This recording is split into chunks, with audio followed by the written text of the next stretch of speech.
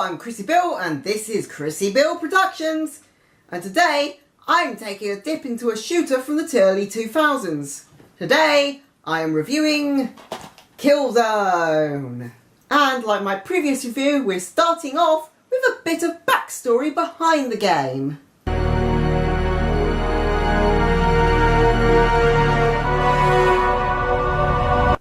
Picture the scene.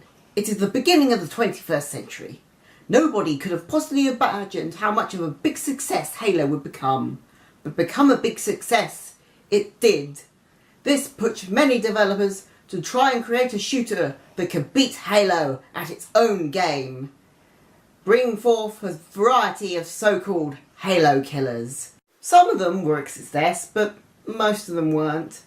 But one notorious standout with one of these was Guerrilla Games' Killzone.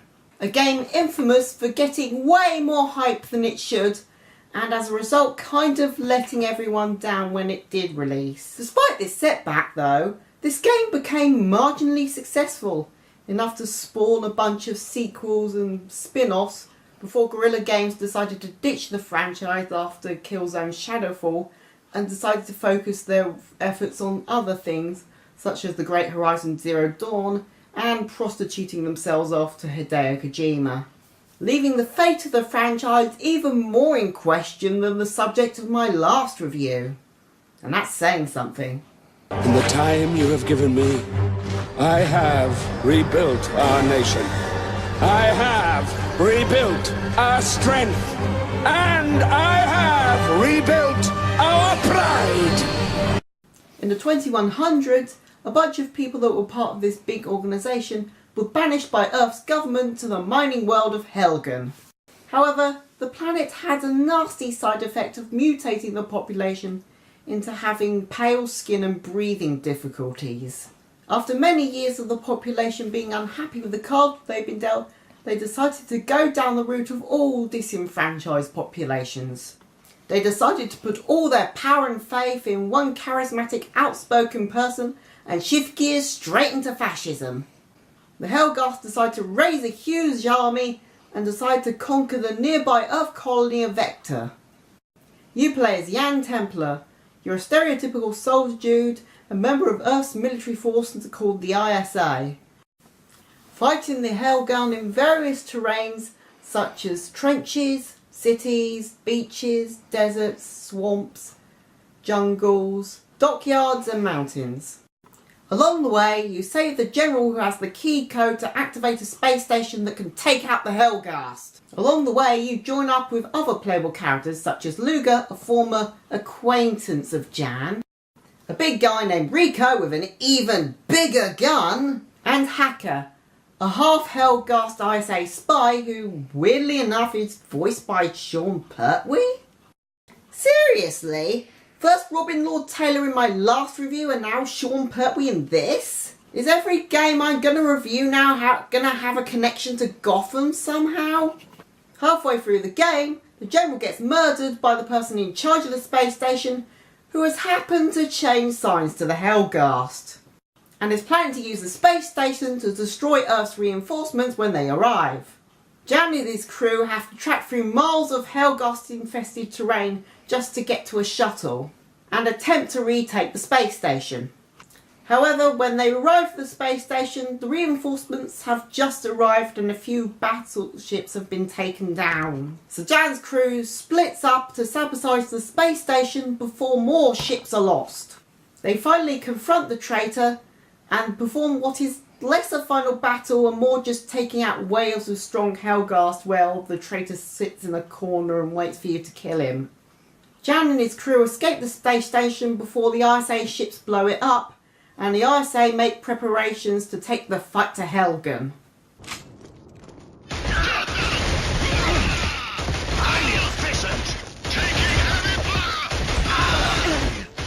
The gameplay is a bit weird. For one thing, it's R1 to fire, but nowadays I'm just so used to fire being R2. R2 instead is the alt fire button. L1 is crouch, but you have to keep it held down to stay crouched. And L2 is throw a grenade. Some guns you can zoom in to aim better. However, to zoom you have to press down on the right control stick. Why? And aiming is something you really need in this game because guns are so inaccurate. Just give up on trying to pop off a headshot and just spray your bullets in the enemy's general direction and hope they die before you do. Not helping this that the enemies, especially later in the game, can be a bit on the spongy side. All 4 characters have their own quirks and start off with their own signature weapons. However, you can grab any weapon you find in the levels. Jan has an assault rifle with a grenade launcher attachment and also has a pistol. Luger has a silenced SMG and a combat knife that might as well be a butter knife for how effective it is.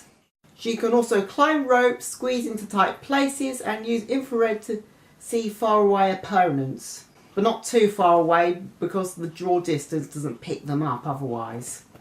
I think she for more stealth-like gameplay, but since the game is not really designed around that, every situation just ends up in a firefight anyway. Then there's Rico, who has a chain gun with a rocket launcher attachment. Oh, and he also has a pistol and a knife, but let's be honest, when are you ever going to use those? And then there's Hacker, who has Hellgast weapons such as a Hellgast assault rifle, pistol, combat knife, and can also pass through ID trip mines that other characters can't. Apparently Hacker can also hack Hellgast drones, but me and many other people that have played the game never really had a use for this ability or even knew it existed. The levels are kind of bland and uninspired. And to be honest, the gameplay is a bit repetitive and the frame rate is a bit on the sluggish side.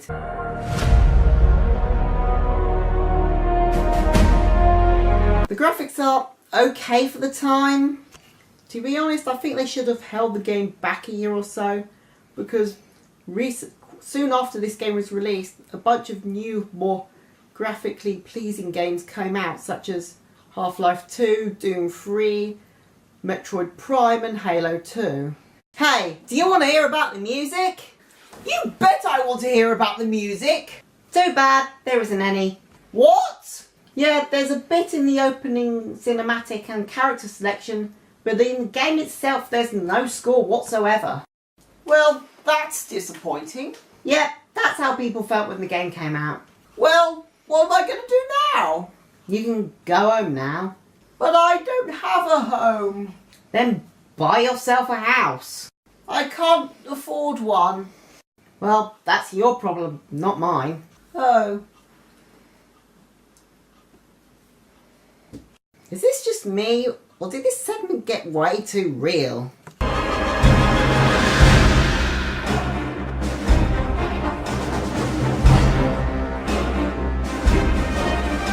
This game is meh.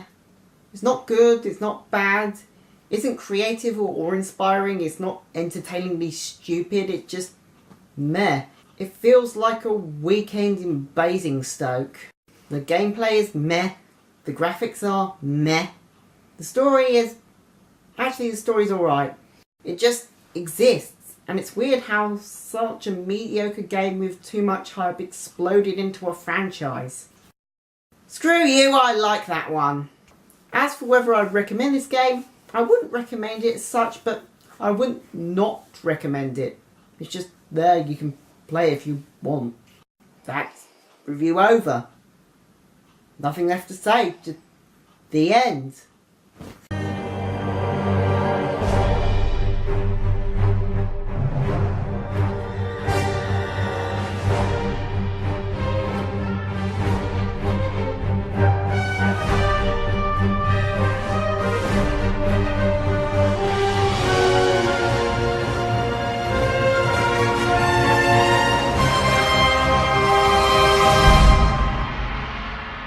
Hello, I'm Chrissy Bill, and this is Chrissy Bill Productions.